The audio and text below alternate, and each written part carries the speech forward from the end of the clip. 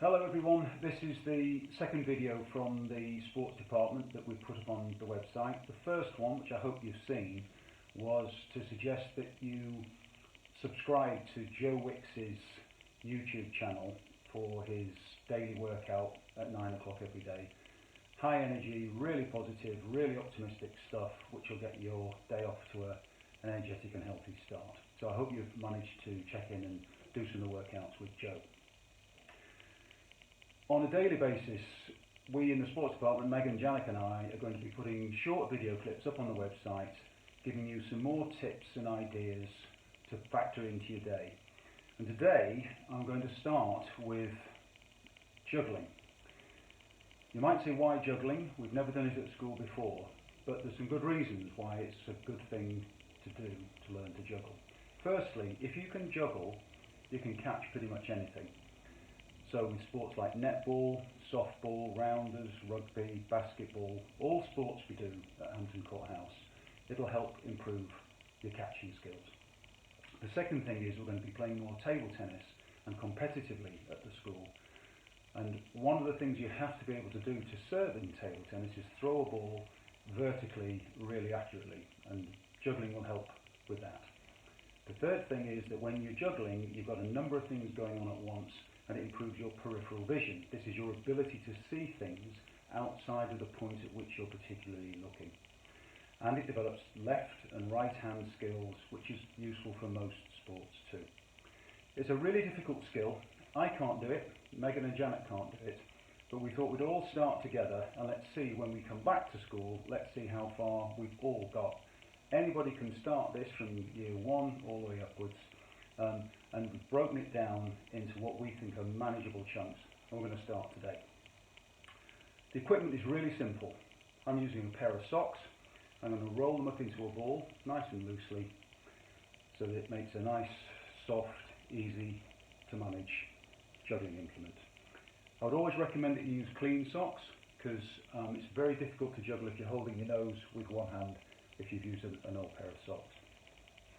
So now we're going to start with the stance. The stance, relaxed, your feet about shoulder width apart, and you turn your feet so that it will be pointing at 11 o'clock and 1 o'clock face, nice and relaxed.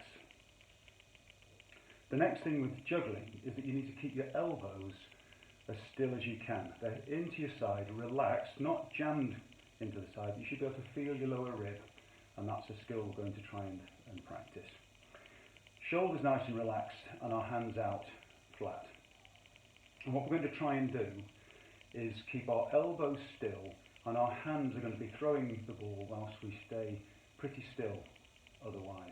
You can see what I'm doing with my hands. They're going out to in. When you throw the ball in juggling, the hand starts out and comes in and throws the ball.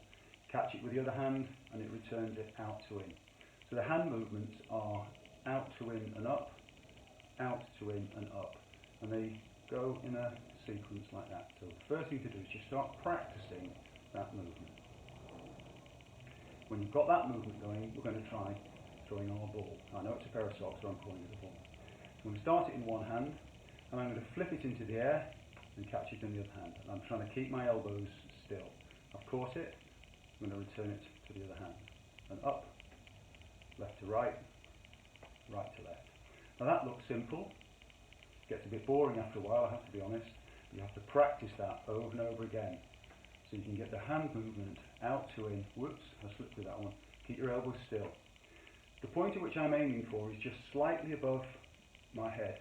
I want to get the ball that high, which gives me time when I start to put another ball into the sequence to catch the one that's coming down, because we're going to aim to get 3 balls into the juggling sequence at least by the time we get back to school.